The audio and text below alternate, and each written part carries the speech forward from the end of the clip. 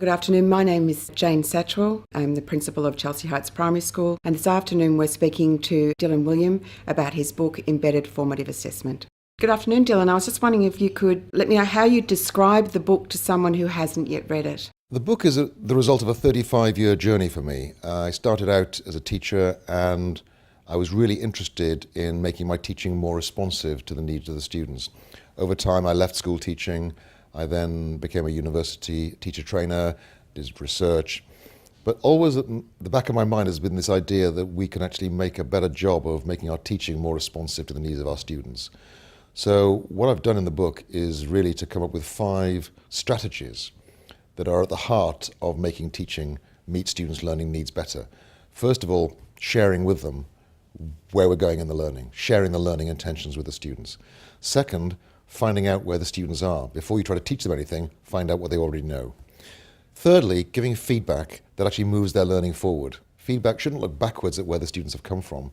Feedback should be about the next steps in learning. And then the last 2 strategies involve the students. First of all, students should be learning resources for one another. They should be helping each other learn. But the final strategy is, in a way, the central one. It's about activating students as owners of their own learning. And the book details the research behind those 5 strategies and about 50 classroom techniques that teachers can use to embed these strategies in their own classrooms. Dylan, I think it's fantastic to hear someone who brings their research from actually a practical basis, but also there's obviously been some influences on you from other people. Can you tell me who the major influences in the book, or who were the major people who influenced you within the book? Well, the major influence throughout my whole intellectual life has been Paul Black, my collaborator in this work. He and I have been working together now for 25 years, and one of the really interesting things is our work has been successful as a collaboration because we think about things so differently. So his background is as a university physicist, mine is a school teacher of mathematics, and often I try out ideas on him and he doesn't actually take the ideas in the way that I think he's going to go. And because we've been kind of trying to make sense of things from each other's perspectives, that has made the work much clearer and I think has made it much easier for teachers to access. It's because of that difference in perspective, and I think that would be the major influence I would identify. Do you want to elaborate further on what your driving motivation for writing the book was? The thing that really powers me is students. They need to learn more and more as the world gets more complex. The fact that education becomes much more important as the world becomes more complex. But then the power of teachers.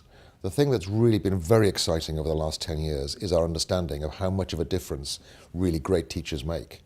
Now, that has led some people to say we should go for a witch hunt of getting rid of the least effective teachers.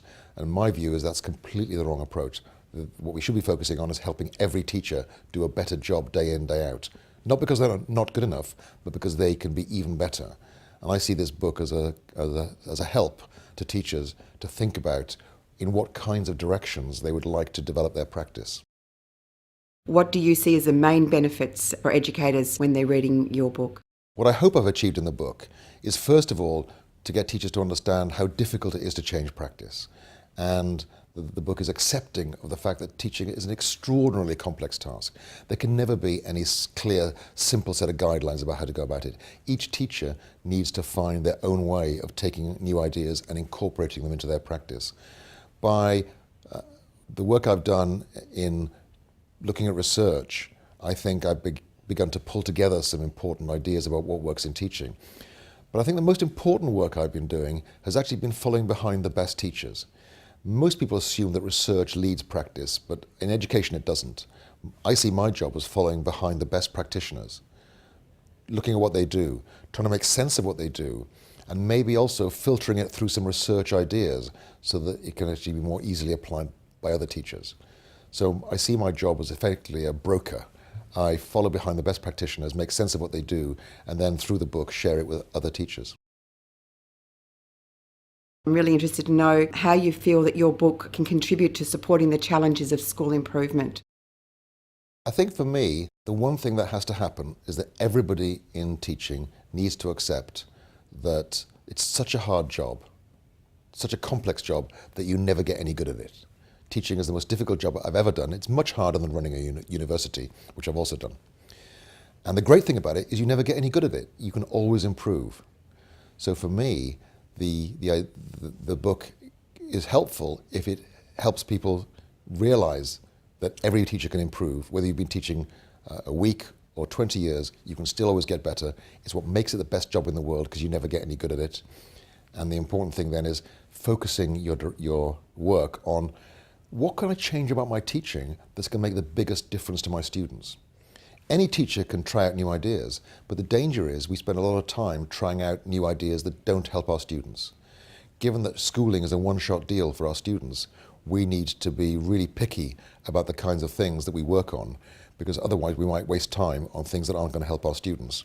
And that's why I think that the combination of research evidence about what works, combined with really practical classroom techniques, is the way forward. And I hope that my book is a good example of that kind of practice. Thank you, Dylan. I've got to say that in reading your book myself, I actually found it a very enjoyable read.